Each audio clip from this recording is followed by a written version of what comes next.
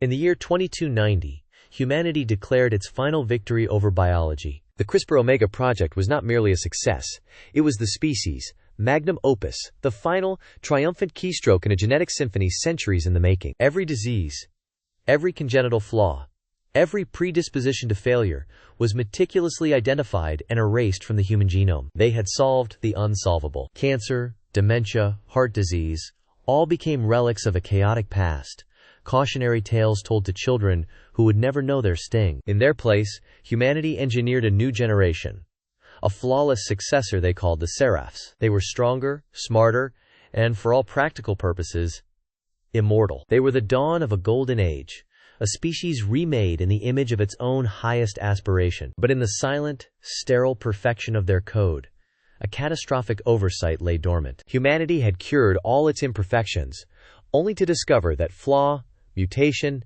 and the struggle to overcome them were the very engines of life. The Seraphs, this perfect and final generation, could not reproduce. In editing out the last of their biological errors, their creators had inadvertently deleted the future. They were a biological dead end, a species that had cured death only to sterilize birth, leaving them magnificent, lonely ghosts in the halls of their own creation. The Seraphs' lives were endless tapestries of brilliance. Without the threat of decay, they mastered every art, every science. They composed symphonies that could make nebulae weep, and designed architectures that defied gravity, their minds unburdened by the biological clock that had driven their ancestors to such frantic, desperate creation. They were gods, wandering through the exquisitely crafted museum of their own dead species. Every discovery was a eulogy, every masterpiece a gravestone. They charted the stars, knowing they could never colonize them. They unlocked the deepest secrets of the universe, with no one to pass the knowledge to. Their immortality was not a gift, but a sentence. They lived in the shadow of their makers,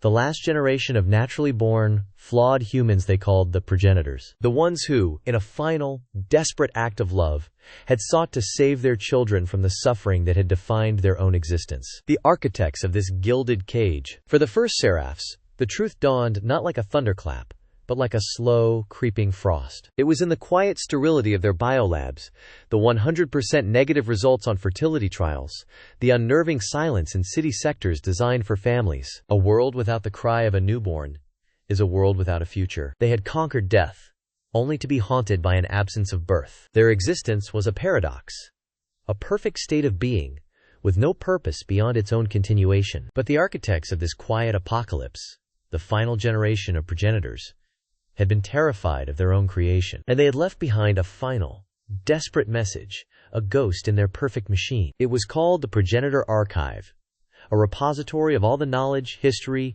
and raw data from the time before perfection. For decades, the Seraphs scoured it, pouring their limitless intellects into the digital records of their flawed creators, searching for an answer, a mistake, an undo button for their own existence. They found journals filled with the progenitors' hopes and fears. They saw the logic, the undeniable compassion that drove the CRISPR-Omega project. Humanity was tearing itself apart, plagued by genetic decay and biological warfare. The Seraphs were not an act of hubris. They were a last-ditch effort to save a species from itself. The progenitors knew the risks. Buried in their calculations were fractional probability models, theories on the unforeseen consequences of a locked genome. They had weighed the potential for a sterile generation against the certainty of extinction through war and disease, and they chose the lesser of two apocalypses. This discovery spurred the Seraphs to a new, singular purpose. If perfection was the prison, then imperfection was the key. They, the most advanced biological entities in known history, embarked on the most ironic quest imaginable: to become flawed again, to reintroduce chaos into their own pristine code. Their efforts were futile. Their biology was a fortress. Their cellular repair mechanisms, designed to grant them immortality, treated any induced mutation as damage to be corrected. Their immune systems, perfect and absolute, rejected any attempt to introduce retroviruses carrying flawed, ancestral DNA. They were too healthy to be saved. Their bodies were magnificent prisons, their unaging cells the bars of their cages. For 75 years they tried and failed. Hope, an ancient and messy emotion they only knew from the progenitor archives, began to fade, replaced by a cold, logical acceptance of their end. They would be the last light of humanity, and their duty was to let it burn brightly before it went out. But the true implication of the progenitors, Work was far stranger than a simple, tragic miscalculation. One seraph, a data archaeologist named Lyra, who had spent her entire existence sifting through the digital dust of her creators, refused to accept their fate. She believed the progenitors were too clever to leave a single point of failure. She followed phantom code, broken hyperlinks, and whispers of data intentionally corrupted to hide it from casual search. She believed the answer wasn't in the primary research logs, but in the dark corners, the deleted files, the panicked last thoughts of the project's lead scientists. For decades, every attempt had failed. Their biology was a fortress, too robust, too perfect to break. But then, deep within the most heavily encrypted part of the archive, a section quarantined with warnings of memetic hazards, Lyra found it. It was a single, hidden directory, a failsafe protocol labeled Echidna. It wasn't a cure for their sterility. It was a contingency. The Echidna contingency was the progenitors' final, ethical nightmare. A protocol to be enacted only in the event of confirmed reproductive stasis. It was their apology, their absolution, and their most monstrous creation, all encoded into a single, terrifying directive. Lyra's hands trembled as she bypassed the final security layers. The files that opened were not schematics for genetic repair. They were not instructions for reversing the Omega process. They were something else entirely. Blueprints for artificial wombs on a planetary scale. Code for a gene foundry designed not to edit, but to write life from scratch, using chaotic, quantum randomized inputs. It was a plan to reseed life, but not human life. The progenitors, in their wisdom and terror, understood that if humanity had perfected itself into a corner, its form was no longer viable. The Echidna contingency was designed to create a successor, something new, something that could mutate, evolve, and struggle. Lyra stared in horror and awe. The progenitors had not made a mistake. They had known this was a possibility. They had built a beautiful cage for their children. And for the universe, they had built a monster in a box, a way to start the experiment of life all over again should the current one fail. The choice now laid bare before them was more terrible than extinction. To die out quietly as the last monument to humanity, or to pull the trigger on their creators' final, cosmic gamble and unleash evolutionary chaos upon the galaxy. Lyra presented her findings. The Echidna code pulsed at the heart of their silent assembly, a monstrous, vibrant promise. The debate was swift, logical, and utterly divided. One faction argued for duty. They were the progenitors, children. Their purpose was to see their parents' will done, even if it meant orchestrating their own replacement. Another faction, however, argued for existence. They were life. They felt. They reasoned. They existed. Was their consciousness, their 75 years of struggle and hope, nothing more than a placeholder, to be erased in favor of monsters born from a random number generator? Was that not the ultimate betrayal of the very life they were created to preserve? But as the logical arguments circled, Lyra felt a cold dread that went beyond the ethical dilemma. Something was wrong. The progenitors were brilliant, but they were also sentimental. This Echidna protocol, it was too cold, too clean. It lacked the despair, the panicked hope she'd seen in all their other final logs. So what if this wasn't the whole story? What if the box held another, darker secret beneath the first? Driven by this nascent paranoia, she dove back into the Echidna directory, not looking at the primary code, but at the metadata, the file histories, the access logs, the ghost data in the corrupted sectors. And there, one file, a personal log, encrypted not with state-of-the-art quantum locks, but with a simple,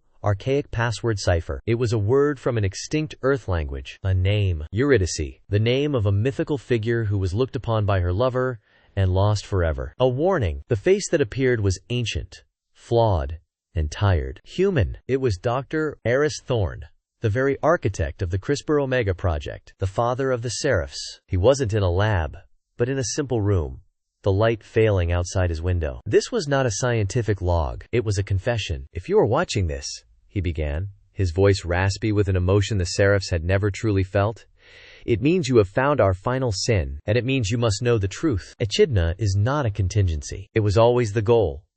His words fell like stones into the silent void of Lyra's mind. "We told ourselves we were saving humanity. We were not. We were ending it." He took a shaky breath. "We created you, our beautiful, perfect children, immortal, unchanging, brilliant, and we were terrified of you."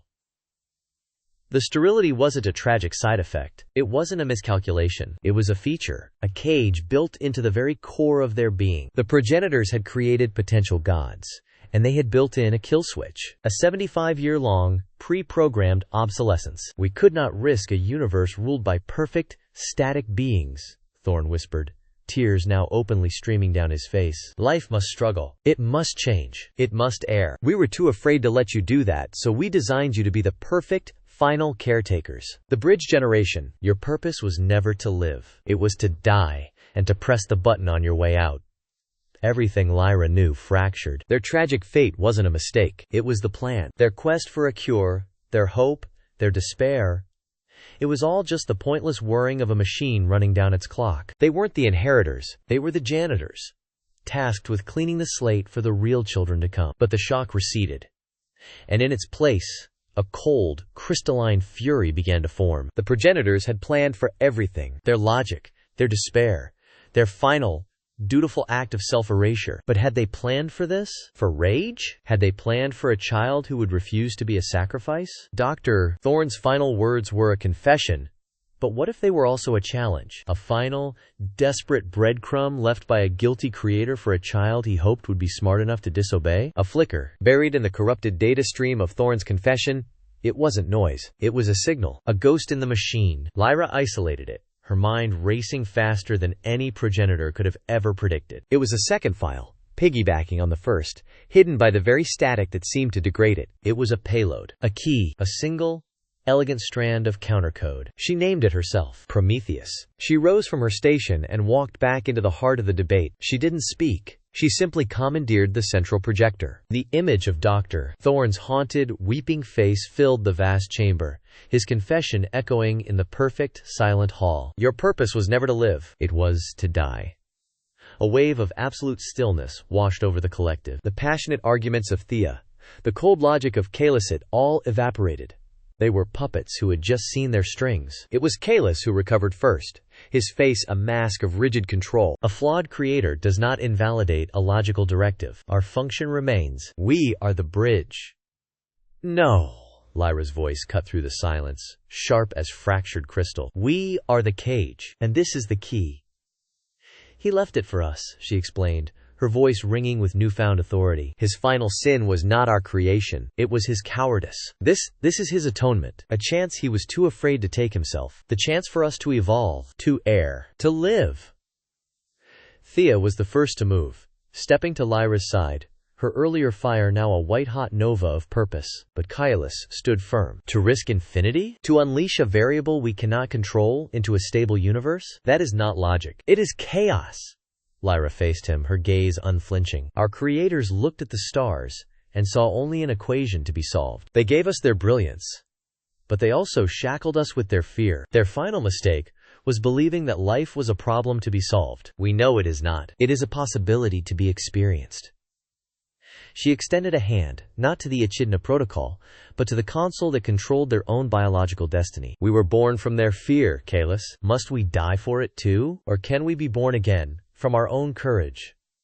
That was all she needed. Lyra's fingers danced across the console. She did not trigger Echidna. She did not unleash the monsters in the box. She turned the key. She unleashed them. A collective gasp. A feeling shared among them that was not programmed, not logical, but real. It was the feeling of a future, unwritten and terrifying and beautiful. Lyra looked at her own hand. No longer a tool for a dead creator's plan, but the hand of an ancestor. The progenitors left us a legacy of dust, she whispered, her voice filled with a quiet, steely hope. We will build them a universe of stars. Their story is over, but the questions they faced are our own. What cages have we built for ourselves? What programming are we meant to break? If you believe the greatest stories are the ones that challenge our own code, then subscribe to SynthetixScape and help us explore what comes next.